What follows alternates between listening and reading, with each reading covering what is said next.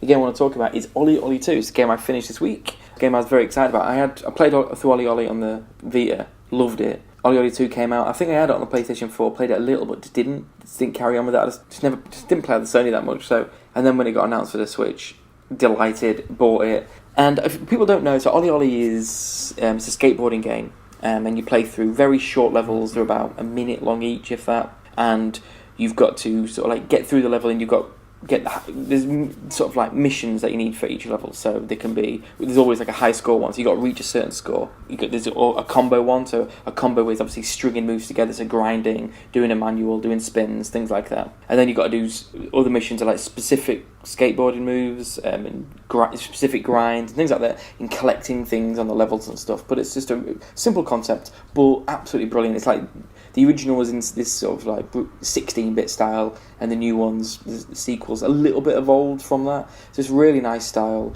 controls perfectly, and it's just a really good, fun game. So I played through the second one, and it's as good as the first one. It feels very similar to the first one. I've been absolutely loving it. It's really addictive. It's obviously OlliOlli. I don't know if any of you guys have played it. To do the tougher missions, it is hard. Sometimes frustratingly, really, really hard. But like, I keep ragging on Hollow Knight, but like, it made me think of Hollow Knight quite a lot, weirdly, because you can play the game. You can literally press the X button and you start the level from the beginning. Because any moment, just X from the beginning, X from the beginning, and it's just like and I was like, it's brilliant because it's far more difficult than Hollow Knight.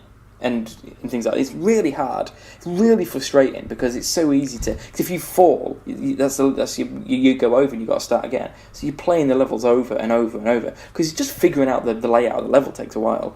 But the ability to just press X and you start in each level in an instant, it's just like, this is brilliant because it is. Celeste does the same thing actually, where if you die, it's straight away, straight in, and I love that. And this does that. And you need it as well. So that was really nice.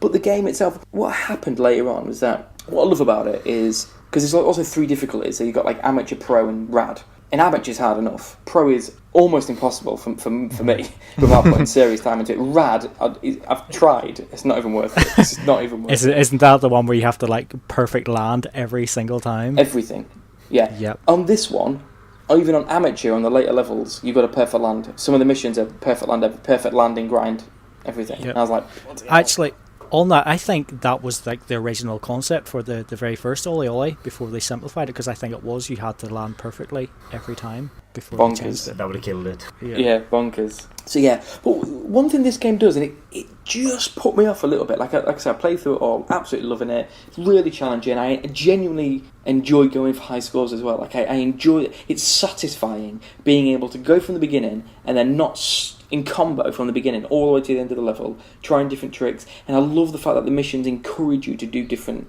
tricks as well. Like I've played other skateboarding games and other games that are like rhythmy or button input, even beat 'em ups can be like it, and you end up sort of doing the same moves quite a lot just to build up your score. And what I love about this is that because each mission it says, oh, now you've got to do this flip, or you've got to do this move, you've got to do this, it encourages you to try out all the moves as you go along. And I found that really, really great, and I find it incredibly satisfying playing it, and how, going through the whole level without stopping. How high can I get these scores? Trying all these different moves, genuinely satisfying. So loving it. But the last world soured me a little bit on this game. I'd never felt this in OlliOlli, and it only soured it a little bit. It kind of changed from. It almost became like a skateboard platforming game. And weirdly, I was thinking, in some ways, I'd quite like that. I'd quite like a skateboard platforming game. You got like, kind of grind and figure your way out through levels. It's almost like Jungle Beat, Donkey Kong Jungle Beat, where you've got to like swing your way through these platform levels, but on a skateboard.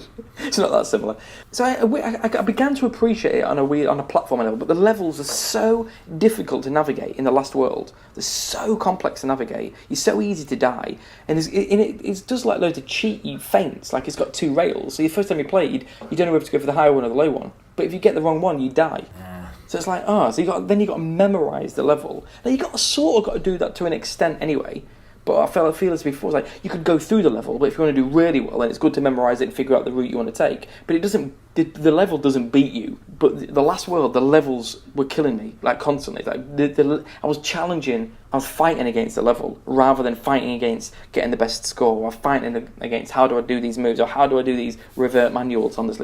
Figuring it out. Like the puzzle aspect was gone, and it was like how the hell do I get to the end of this? Because it is so difficult just to navigate it. So it kind of soured it a bit, because I was just like, I don't really want to keep playing, because I'm fighting it too much. I'm not thinking about combos and what moves I need to do, and collecting these things, and I'm not thinking about it. I'm thinking, how the hell do I get through this maze of obstacles? And then, like I said, I sort of had a change of attitude halfway, like, as I was playing through, I was like, if I think about it, like, just getting to the end, then it's quite fun because it's different. And then I was like, I think they should make an actual skateboarding platforming game. I think it'd be pretty cool. Ultimately, then I finished it, and I completed all the missions on amateur and a lot of them on pro. And I'll keep playing it. I'll keep dabbling with it. But it's got loads of online leaderboards as well. So if Lee, I know you've got it. Greg, I know you're interested. The online leaderboard would be tempting in a similar way to like pinball. Like going for high scores and competing against each other. I think it'd be genuinely quite fun. But so it is brilliant. Last World did sour me, but did OlliOlli do that? Can you remember? Online leaderboards? Yes, yeah. Yes, they did. No. Yeah, So even on the Wii like, U, they did, yeah. Did OlliOlli, did it get to the stage where the levels were so difficult just to navigate? I don't remember it being No, like that. I don't think it did. It got difficult, but not in that kind of terms of, you got 3 paths, you choose the wrong 2, you're dead. No, I don't think it did that. Yeah, like I say, it's still brilliant, and I loved it. I loved playing through it. So I was like, oh yeah, this is exactly what I needed. And like I said, look, at the end, it was a bit like, that's a bit annoying, but that's fine. But so in the sale, get it next time it's in the sale. I have to say, I'm even tempted to get it before it goes in the sale, because I'm really in the mood for it. I had the Wii U on earlier actually, because I'm playing Star Fox Guard at the minute a wee bit. That was part of the backlog battle, and whenever I had the Wii U on, I decided to stick OlliOlli on for a minute or two. And like, it's one of those games where like, whenever you're in the flow, like the controls are great and stuff, but if you haven't played it for a while, it takes a wee minute to get back into the rhythm of it, because of the way like pressing the button to land and like using the stick to jump and stuff. It's like Tony Hawk's is so ingrained that you can just pick that up and you're flying straight away, but this here you have to like, it will take me about like just that wee brief time with it, so I kind of really want to pick it up now. Yeah, it is great. It is very good. So awesome. So that's what I've been playing.